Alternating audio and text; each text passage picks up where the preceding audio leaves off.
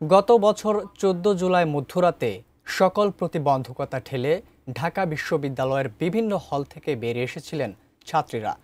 তাদের আগল ভাঙা বিদ্রোহ জুলাই আন্দোলনে করেছিল নতুন গতি সঞ্চার।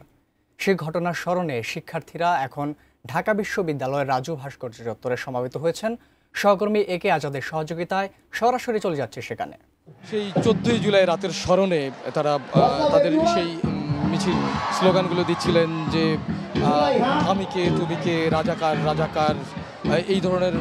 সেই দিন তাদেরকে জাগ্রত করেছিল যে স্লোগানগুলো, মূলত সেই স্লোগানগুলোকে উজ্জীবিত করবার জন্য, সেগুলো জিইয়ে রাখার জন্য, কিংবা জুলাই বিপ্লব বা জুলাই গণ অভ্যুত্থান যেটি রয়েছে সেটিকে তারা ধারণ করবার জন্য আবারও পুনর্জাগরণের বিষয়টিকে স্মরণ করতেই মূলত এই ধরনের আয়োজন করেছেন ঢাকা বিশ্ববিদ্যালয় কর্তৃপক্ষ। তাদেরও ছিল একটি বিশেষ ভূমিকা এই জায়গাটিতে এসে। বিশ্ববিদ্যালয়ের উপাচার্য তিনি ঘোষণা করেছেন যে ১৪ই জুলাই নারী শিক্ষার্থীদের যে অবদানটি রয়েছে সেই অবদানকে স্বীকৃতি দেবার জন্য ঢাকা বিশ্ববিদ্যালয় নারী শিক্ষার্থী দিবস পালন করবে এবং এটি বিশ্ববিদ্যালয়ের যে ক্যালেন্ডার রয়েছে সেই ক্যালেন্ডারে অন্তর্ভুক্ত করা হবে। এবং সেই সাথে সন্ত্রাস বিরোধী দিবস এটিও ঘোষণা করা হয়েছে, যেটি তার ৩ দিন পরে ১৭ই জুলাই ঢাকা বিশ্ববিদ্যালয় পালন করবে।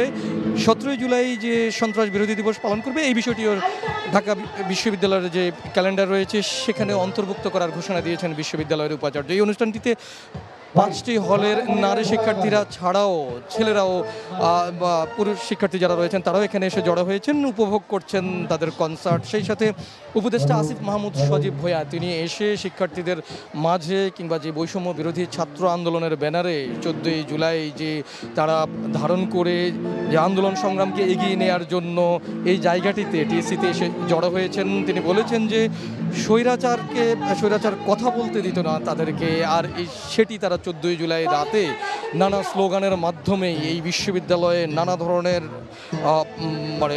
বাধা ডিঙিয়ে এসে এই জায়গাটিতেই, আজকে যে জায়গাটিতে জড়ো হয়েছেন শিক্ষার্থীরা, বিশেষ করে নারী শিক্ষার্থীরা, এখানে এসে তারা তাদের যে ভূমিকা ছিল সেই জায়গায় এসে তারা তাদের স্লোগানের মাধ্যমে নানা ধরনের বাধা বিঘ্ন, রাষ্ট্রের তখনকার যে রক্তচক্ষু উপেক্ষা করে তারা তাদের যে কার্যক্রমগুলো চালিয়ে গেছেন সেই জায়গাটিতে এসে তারা আপনার এই ভূমিকার জন্য যে ভেঙে দিয়েছিলেন সেটি তারা এই জায়গায় এসে আসিফ মাহমুদ সজীব ভূঁইয়া বলেছেন। এবং আজকের এই বিষয়টিকে স্মরণ করবার জন্য যুগ যুগ ধরে তাদের যে কার্যক্রমগুলো রয়েছে সেগুলো তারা প্রতি বছর এভাবে উদযাপন করবেন। এখনকার মতো এই ছিল আমার কাছে সবশেষ।